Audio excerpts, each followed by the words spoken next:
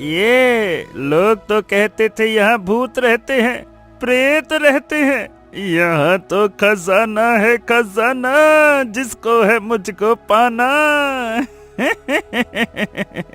पूरे नीलगंज में किसी ने इतना स्वर्ण नहीं देखा होगा जितना इस टूटी हुई झोपड़ी में बिखरा पड़ा है।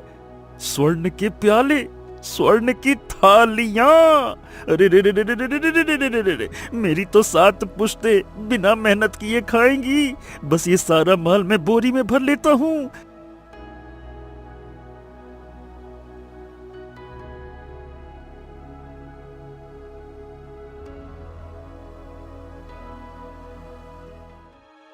आई, ये इतनी बड़ी पत्थर की मूर्ति बीचों बीच किसने रख दी? है ससुरा, इसके चेहरे पर तो साक्षात मौत का खौफ छपा है। बाप रे! और इसके हाथ में असली स्वर्ण का खंजर। मूर्ख लोग। ओ माँ, लाओ ये खंजर मुझको दे दो, तुम्हारे किस काम का। जैसे ही भीमा ने उस बूढ़ी मूर्ति के हाथ से खंजर छीनने के लिए हाथ बढ़ाया, घने अंधेरे कोने में 2 दहकती नीली आंखें चमक उठीं। कौन है? कौन है? मेरे सामने आओ। अरे मेरे पास हथियार है, मैं किसी से नहीं डरता, बता रहा हूं मैं। सामने आओ मेरे।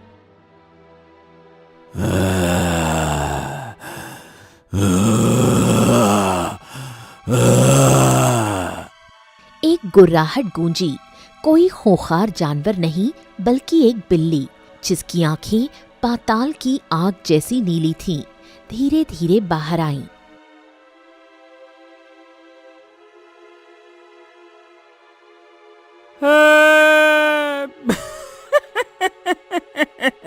ये तो बिल्ली है। ए बिल्ली, मैं भीमा हूँ, भीमा, 10 गांवों का सबसे बड़ा चोर। एक बिल्ली से डर गया। ऐ ससुरा। चल भाग यहाँ से। अरे भाग तो।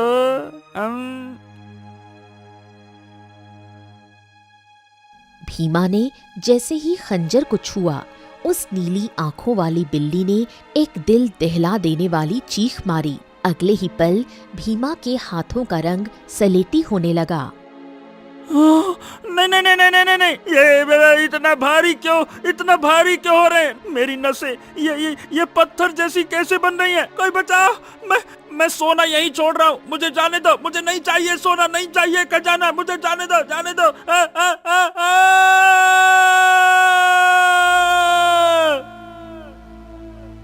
भीमा की चीखें उस शापित झोपड़ी में ही घुट गईं। चंद पलों में नीलगंज का सबसे बड़ा चोर खौफ से जमी हुई एक बेजान पत्थर की मूर्ति बन चुका था।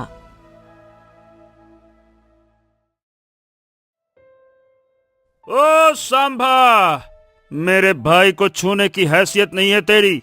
आज कलाई तोड़ी है, दोबारा आंख उठाई ना तो तेरी आंखें सवेरा नहीं देख पाएंगी। चल पीछे हो जा। मोहन, एक कर्जदार की जुबान इतनी लंबी। मैंने कर्ज लिया है तो हिसाब मुझसे मांग मदन लाल। निहत्थे बच्चे पर कुत्ते छोड़ना तेरी कायरता की निशानी है। कायर है तू। ए रंगा और सांभा, हड्डियां तोड़ी सनात की, मार इसको। रंगा और सांबा हमला करते हैं, लेकिन मोहन बिजली की फुर्ती से दोनों की हड्डी पसली एक कर देता है। मदन लाल डरकर पीछे हटता है। अरे अरे, तूने कानून हाथ में लिया मोहन। मैं मुखिया से शिकायत करूंगा तेरी। मैं मुखिया से शिकायत करूंगा तेरी। देखना तू। मैं शिकायत करूंगा तेरी। शिकायत जरूर करना सेठ, पर यह भी कहना कि मोहन कर्ज से भागता नहीं है। सूरज ढलने से पहले तेरा पूरा कर्ज मैं ब्याज सहित तेरी चौखट पर होगा। जा ये भी बता उसको। देखूंगा शाम तक स्वर्ण कहां से लाता है भिखारी, वरना तुम दोनों मेरे गुलाम होगे। चलो रे, चलो चलो चलो चलो चलो। मदनलाल और गुंडे बेइज्जत होकर चले जाते हैं। भैया, इतना स्वर्ण हम कहाँ से लाएंगे? मेरे पीकू, कहते हैं उस पुराने जंगल की लकड़ियों का शहर में बहुत अच्छा दाम मिलता है। मैं वहीं जा रहा हूँ। हाँ, नहीं नहीं नहीं नहीं भैया, नहीं नहीं नहीं नहीं, उस श्रापित जंगल में नहीं, वहाँ से कोई वापस नहीं आता। मैं सेठ का गुलाम बन जाऊंगा, पर आपको वहाँ नहीं जाने दूंगा भैया। अरे अरे अरे अरे, बस बस बस बस बस, क्या करता है पिंकू? ऐसे थोड़े न परेशान होते हैं। देख बेटा, कहानियां कमजोरों को डराने के लिए होती हैं पिंकू। जो अपनी नीयत खुद लिखता है ना, वो नहीं डरता। तू घर जा और कुंडी लगा ले।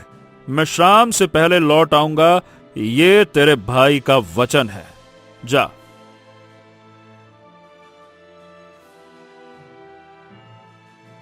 मोहन अपनी कुल्हाड़ी और साथ में पानी का पात्र लेकर जंगल की ओर निकल पड़ा। सूखे पत्तों की खड़खड़ाहट के बीच अचानक उसे एक क्षीण स्वर सुनाई दिया। एक वृद्ध साधु जमीन पर प्यास से तड़प रहे थे।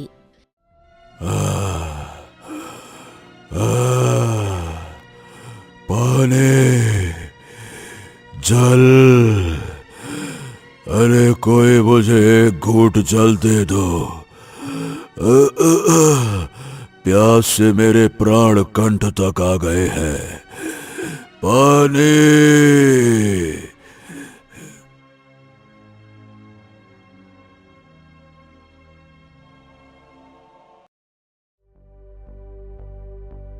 अरे बाबा, अरे बाप रे बाप। अच्छा ठीक है, आप धैर्य रखिए, मैं देता हूं।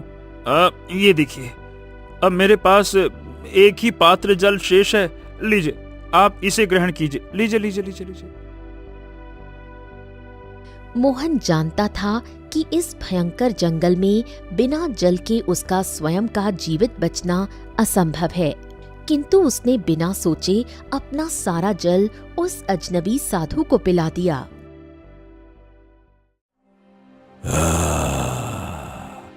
इस घोर कलयुग में जहां मनुष्य स्वर्ण के लिए अपनों के प्राण ले लेता है, वहां तूने अपने प्राणों का जल मुझे दे दिया। तेरा हृदय गंगा सा पवित्र है पुत्र।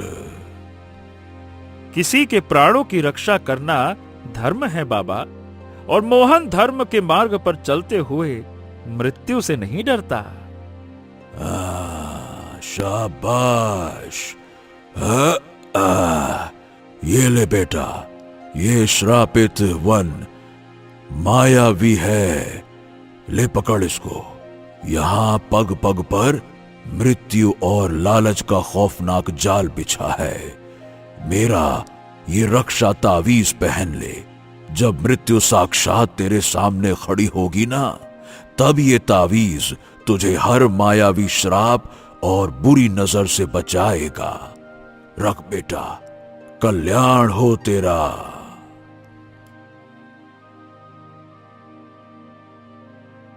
मोहन ने वो तावीज अपने गले में धारण किया, साधु को प्रणाम किया और उस जंगल के गहरे हिस्से में लकड़ी की तलाश में निकल गया। जंगल के घने और अंधेरे हिस्से में लकड़ियां ढूंढते हुए मोहन को एक टूटी फूटी पुरानी झोपड़ी दिखाई दी। वो थोड़ा आराम करने अंदर गया, लेकिन अंदर का नजारा रोंगटे खड़े कर देने वाला था। ये पत्थर की मूर्तियां कैसी हैं? एक बूढ़ी अम्मा और अरे अरे, ये तो गांव का चोर भीमा है, पर इसके चेहरे पर मौत का खौफ क्यों जमा है? बाप रे, ऐसा लगता है जैसे किसी भयानक श्राप ने इनकी जान निकालकर इन्हें बेजान पत्थर बना दिया हो। जरूर ये किसी बड़े लालच का नतीजा है। तभी झोपड़ी के अंधेरे कोने से एक खौफनाक गुर्राहट गूंजी। आग जैसी नीली आंखों वाली वही जादुई बिल्ली बाहर आई। वो मोहन पर हमला करने ही वाली थी कि अचानक, रुक जा, मैं यहाँ इन लालची लोगों की तरह तेरा खजाना लूटने नहीं आया। मेरी कोई बुरी नीयत नहीं है। बिल्ली की नीली आंखें अचानक मोहन के गले में चमकते साधु बाबा के रक्षा ताबीज पर पड़ी। ताबीज की चमक और मोहन का निडर अंदाज देखकर बिल्ली का गुस्सा शांत हो गया। तू कोई आम जानवर नहीं है। पक्का तू भी इस श्रापित जंगल में कैद है। सही कहा ना मैंने?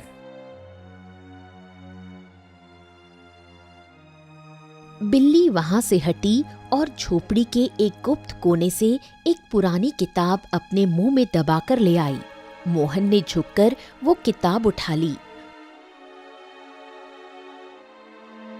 जादुई सोना और श्राप का नियम? तो ये है इस खौफनाक जादू का राज। चल मेरे साथ चल दोस्त, मैं तुझे इस अंधेरे जंगल से बाहर निकालूंगा। चल। मोहन ने उस रहस्यमयी किताब को अपने पास छुपाया और उस जादुई बिल्ली को लेकर अपनी झोपड़ी की ओर निकल पड़ा। मोहन उस जादुई बिल्ली और किताब को लेकर सुरक्षित अपनी झोपड़ी में लौट आया। पिंकू की हैरानी का ठिकाना नहीं था। मोहन ने किताब खोली और उसमें लिखा वो जादुई मंत्र पढ़ा। जादुई बिल्ली सोना लाई, आजा खाजा दूध मलाई। जैसे ही बिल्ली ने मिट्टी के कटोरे में दूध पिया, एक चमत्कार हुआ। वो मिट्टी का कटोरा तेज रोशनी के साथ चमकने लगा और देखते ही देखते शुद्ध सोने में बदल गया। अब मदन लाल का सारा कर्ज उतर जाएगा। लेकिन उससे पहले मुझे तसल्ली करनी होगी कि यह सोना असली है या कोई जादुई छलावा।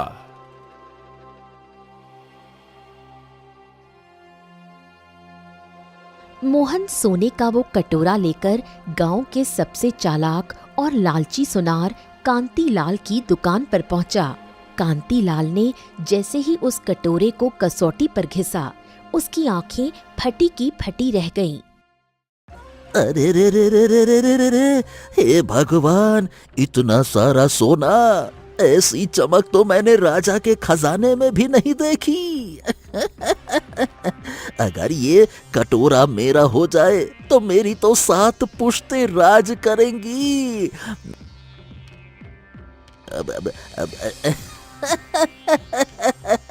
अरे मोहन, तू भी ना।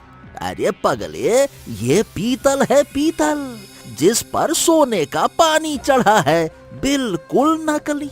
हाँ, चल अब देख, अब तू हमारा पुराना जान पहचान वाला है, तो इसकी खातिर मैं तुझे इसके 2 चांदी के सिक्के दे देता हूँ। ला, इधर ला, ला ला ला ला, दे दे बेटा, ला। अपनी चांदी अपनी जेब में रख कांतीलाल। मैं गरीब जरूर हूं पर मूर्ख नहीं। मुझे सोने और पीतल का फर्क पता है। और रही बात इसकी कीमत की, तो ये मदन लाल की पूरी हवेली खरीदने के लिए काफी है।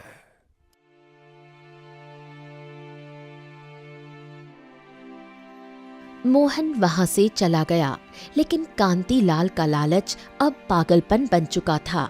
उसने तुरंत अपने नौकर को बुलाया।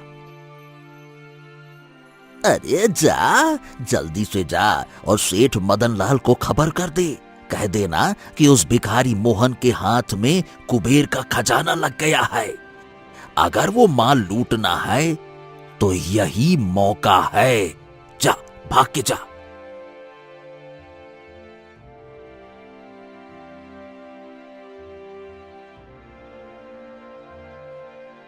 शाम होते ही मोहन सीधे सेठ मदनलाल की हवेली पहुंचा। हवेली के बीचों बीच मदनलाल अपनी मूंछों पर ताव दे रहा था। उसकी आंखों में लालच चमक रहा था, क्योंकि कांतीलाल सुनार उसे पहले ही खजाने की खबर दे चुका था। ये लो सेठ, तुम्हारा मूल और तुम्हारा ब्याज दोनों इस एक कटोरे में है। इसे अच्छे से तौल लेना। और कान खोलकर सुन लो सेठ, आज के बाद मेरे या मेरे भाई पिंकू की तरफ आंख उठाई ना, तो वो आंखें दोबारा सवेरा नहीं देख पाएंगी। नहीं तो मेरा कर्ज आज से खत्म, हमारा हिसाब किताब साफ। सोने की खनक सुनकर मदनलाल के गुंडे भी हैरान रह गए। मदनलाल ने लालच से वो कटोरा उठाया, लेकिन उसके दिमाग में बेईमानी का कीड़ा रेंगने लगा। कर्ज खत्म? अरे मोहन बेटा, लगता है तुझे पता नहीं है, इन दिनों ब्याज दुगना हो गया है। अरे ये तो सिर्फ आधी रकम है बेटा, इसे कहते हैं ब्याज, जो नहीं चुकता है आज, जो रहता है लगातार। सो बेटा, कल सूर्यास्त तक अगर इतना ही सोना और नहीं लाया तो भूल जा अपने भाई को। अपनी नीयत और जुबान दोनों का पक्का नहीं है तो ठीक है, कल तुझे तेरा ब्याज भी मिल जाएगा, ठीक है।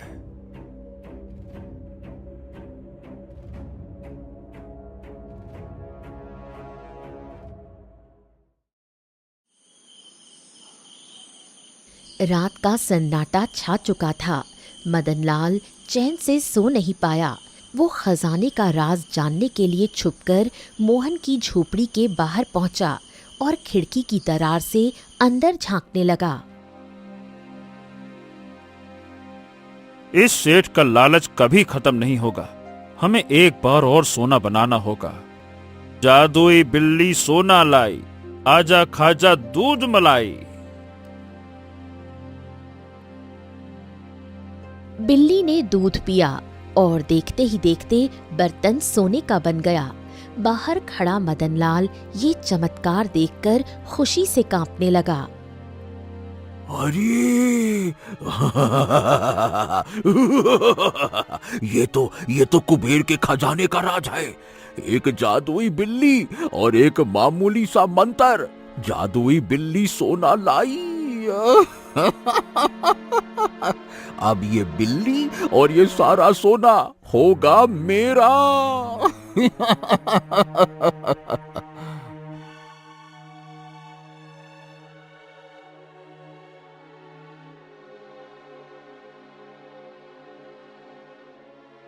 मदनलाल ने अपना सबसे बड़ा दाव खेला। वो सीधा राजमहल पहुंचा और राजा के कान भर दिए। महाराज की जय हो, जय हो। महाराज, अब कर वसूलने में क्या रखा है? उस मोहन के पास एक ऐसी जादुई बिल्ली है जो मिट्टी को भी छू ले तो वो शुद्ध सोना बन जाती है। महाराज, वो खजाना आपके राजमहल की शोभा होना चाहिए। बताइए भला, वो उस भिखारी की झोपड़ी में पड़ा है।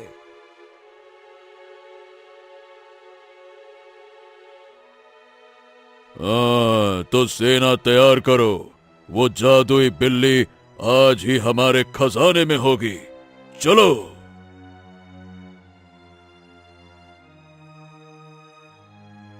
घोड़ों की टापों से पूरा गांव हिल गया। राजा की भारी सेना ने मोहन की छोटी सी झोपड़ी को घेर लिया। सैनिक अंदर घुस गए और जबरदस्ती वो बिल्ली छीन ली। खबरदार, उस बेजुबान को हाथ भी मत लगाना। वो कोई खजाना नहीं, एक जान है, जान।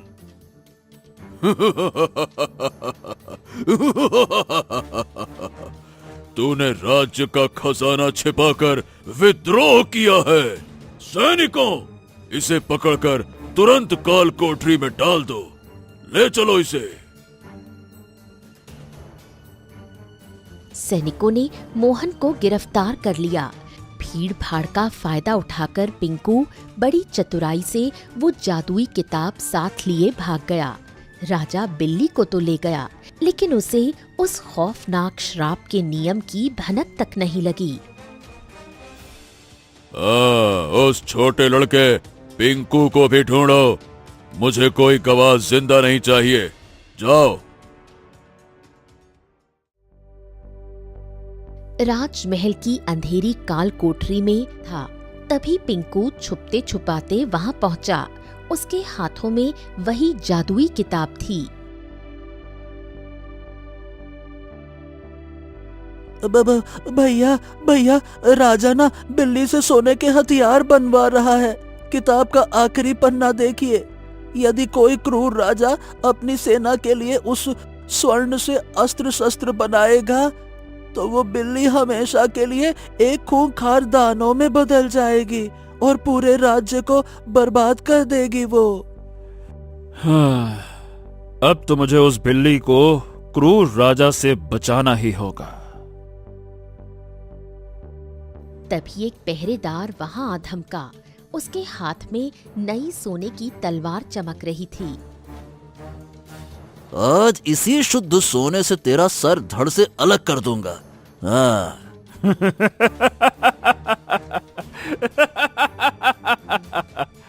तेरे कायर महाराज की इस तलवार में कोई धार नहीं है। अगर खून में दम है तो चला वो सोने की तलवार। दिखा अपना दुस्साहस, दिखा। चला मुझ पे तलवार, मुझ पे चला। पहरेदार का अहंकार जाग उठा। उसने पूरी ताकत से तलवार हवा में उठाई, लेकिन खौफनाक श्राप जागृत हो चुका था। मेरी तलवार हाथ से चिपक क्यों गई? मेरा शरीर पत्थर। पलक झपकते ही पहरेदार एक खौफनाक पत्थर की मूर्ति बन गया। पिंकू ने तुरंत उस पत्थर की कमर से चाबियां निकाली और अपने निडर भाई को आजाद कर दिया। इधर राजमहल का विशाल खजाना शुद्ध सोने की तलवारों और सिक्कों से अटा पड़ा था और सेठ मदनलाल की आंखों में लालच का नंगा नाच चल रहा था। अरे मूर्ख राजा, पेट भर गया तो सोने चला गया। अरे जिस शिकारी ने ये कुबेर का खजाना ढूंढ निकाला वो भला राजा के फेंके हुए टुकड़ों पर क्यों पलेगा? सेठ मदनलाल किसी के रहम पर नहीं जीता। वो राज करता है, राज।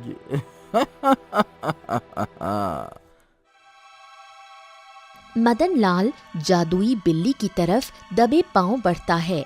बिल्ली उसे देखकर फुफकारती है। आजा आजा आजा आजा आजा आजा आजा आजा मेरी सोने की खान।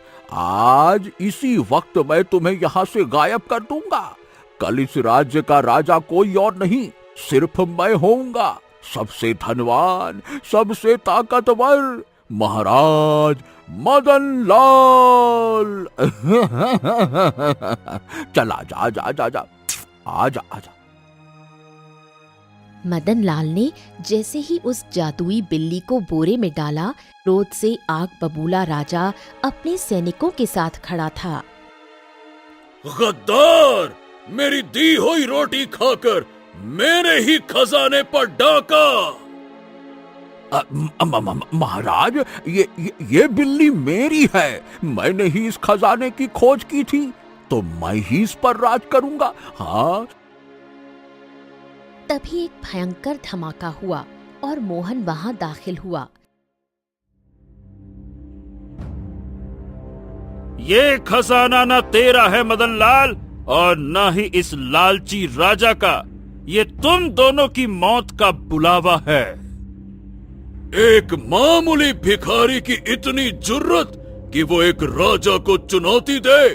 सैनिकों, अपनी इन नई नई शुद्ध सोने की तलवारों से इन दोनों गद्दारों का सर धड़ से अलग कर दो। आज मेरे स्वर्ण के शस्त्रों का पहला शिकार ये दोनों बनेंगे। मारो इनको। राजा का आदेश मिलते ही खूंखार सैनिकों ने मोहन और मदनलाल को मारने के लिए अपनी चमकती हुई सोने की तलवारें हवा में उठाईं। लेकिन जैसे ही उन मायावी हथियारों में हत्या का इरादा जागा, वो खौफनाक श्राप टूट पड़ा। मेरी तलवार हाथ से चिपक क्यों गई? मेरा शरीर पत्थर। ये क्या हो रहा है? मेरी अजय सेना ये पत्थर की कैसे बन रही है? ये क्या हो क्या रहा है? देखते ही देखते राजा के सैनिक चीखते हुए सलेटी पत्थर की खौफनाक मूर्तियों में बदल गए। मदनलाल ने देखा कि मौत सामने खड़ी है, लेकिन उसका लालच अब भी जिंदा था। उसने जमीन पर पड़ा एक सोने का खंजर उठा लिया। आज ये राजा मरेगा तभी तो मैं महाराज बनूंगा। ये सारा खजाना सिर्फ मेरा होगा, मेरा। मदनलाल ने वो खंजर राजा के सीने में घोंप दिया और राजा भी तुरंत मर गया और साथ ही मदनलाल का शरीर जम गया।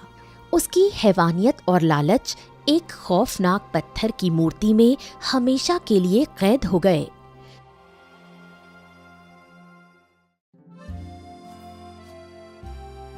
हाँ, तेरा काम पूरा हुआ मित्र। तूने इस दुनिया को एक बहुत बड़े पाप और लालच से मुक्त कर दिया। अब तू आजाद है।